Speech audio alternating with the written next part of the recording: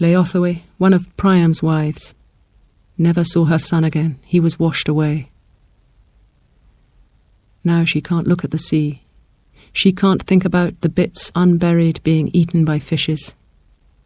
He was the tall one, the conscientious one, who stayed out late pruning his father's fig trees, who was kidnapped, who was ransomed, who walked home barefoot from Arisbe and rested for 12 days and was killed.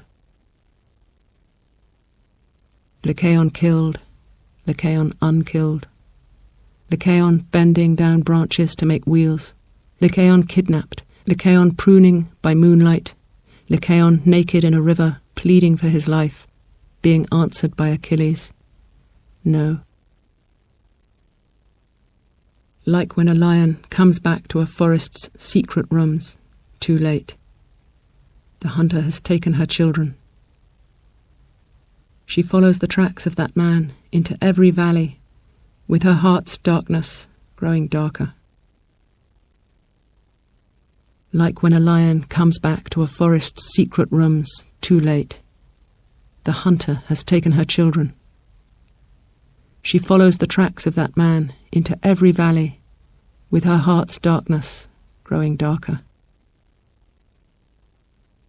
Near the old fig tree, the cart track that runs downhill from windy Troy passes 2 springs, where the Scamander bubbles over stones, the first one warm, the second one ice cold even in summer.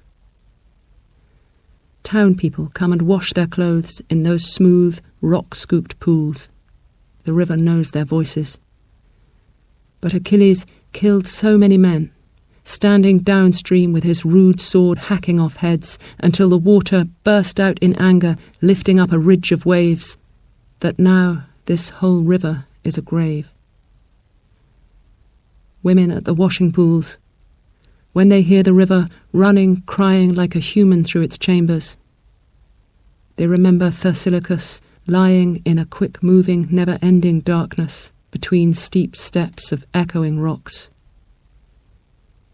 They remember MYDON, that frightened face falling out of sight under the tamarisks, and ASTYPYLOS blocking the channel, MNESIUS rolled in sand, THRASIUS lost in silt, AINIOS turning somersaults in a black pool upside down among the licking fishes, and OPHELESTES, his last breath, silvering the surface.